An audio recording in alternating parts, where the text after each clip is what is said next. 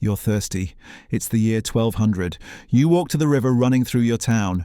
You know not to drink from it directly. You've watched people get sick after they did. You don't know why. Nobody does. There's no concept of bacteria yet, no germ theory, no microscope. But you know one thing clearly, the ale brewed last week hasn't killed anyone, so you drink that instead. This is the story most people think they understand. Medieval people drank beer because the water was poison. Simple.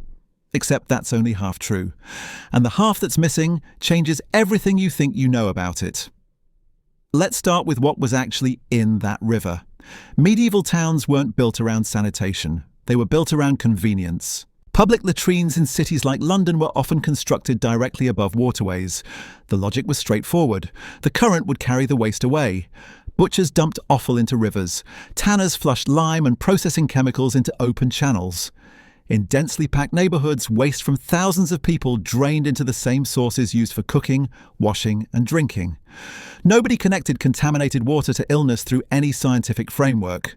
But people noticed patterns. Drink from the town river, get sick. Drink ale, don't get sick. That was enough information to act on.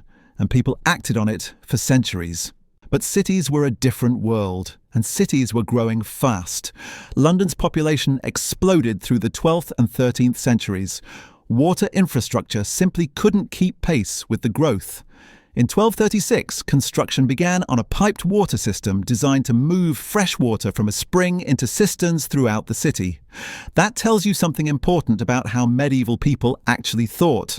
They recognized the problem clearly enough to spend significant money solving it. These weren't people who shrugged at contamination.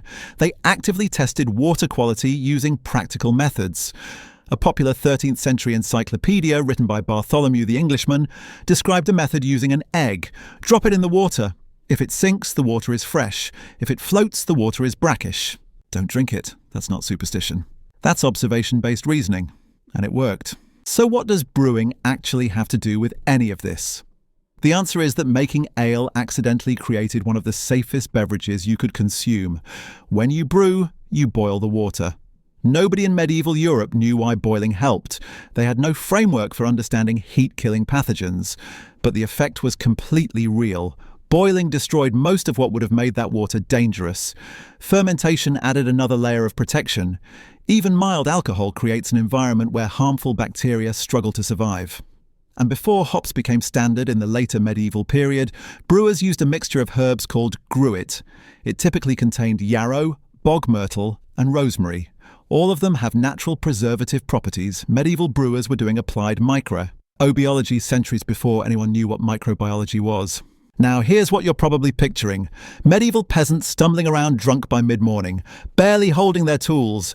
That's not what was happening. The ale most ordinary people drank was called small beer.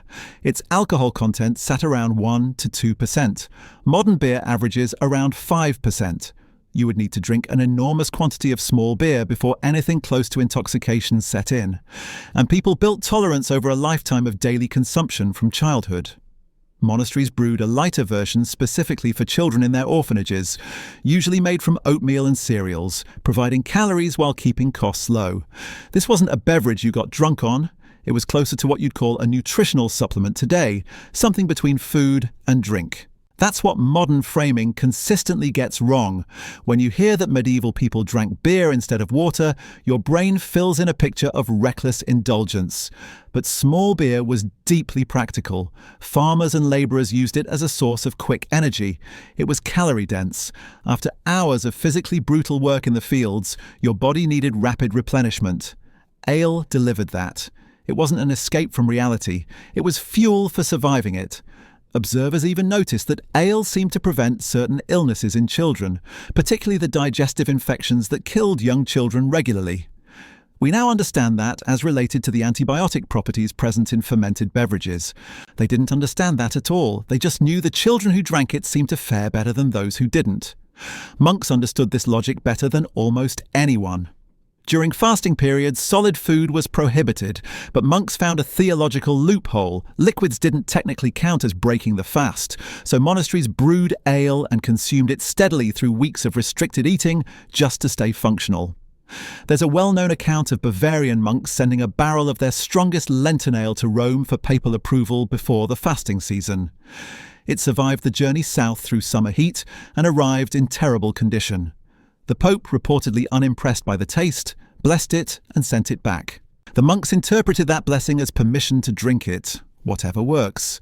The myth of universal beer drinking got amplified through a few familiar channels.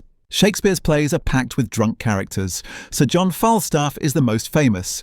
Medieval literature documented excessive drinking as a visible social phenomenon. Taverns were real, popular, and well documented.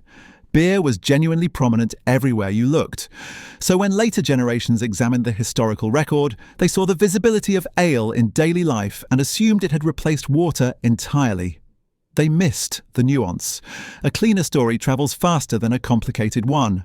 The myth stuck. St. Gregory of Tours, writing in the early medieval period, mentioned a young boy so devoted to his faith that he drank primarily water, noting it as something worth remarking on.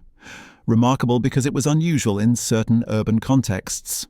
Not because water was unavailable, because ale was the default preference when you had a choice. That framing is subtle but important. Preference is not the same as necessity, and most of the historical record, when you read it carefully, reflects preference far more than pure survival desperation. What's worth sitting with is how well medieval people actually solved this problem given what they had to work with. They couldn't see bacteria, they had no germ theory, they had no reliable way to identify contamination beyond careful observation and practical testing. But they built infrastructure anyway.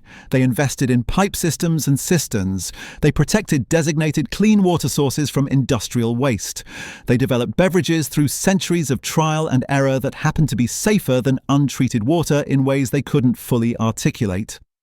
They passed that knowledge forward through brewing traditions, monastic practice, and ordinary daily habit passed from parent to child. You look at that record and you don't find ignorance staring back at you. You find people working with incomplete information and still arriving at reasonable, livable answers. That gap between what they understood and what they accomplished is something worth thinking about. You rely on systems you don't fully understand every single day. They did too, and for most of them it worked well enough.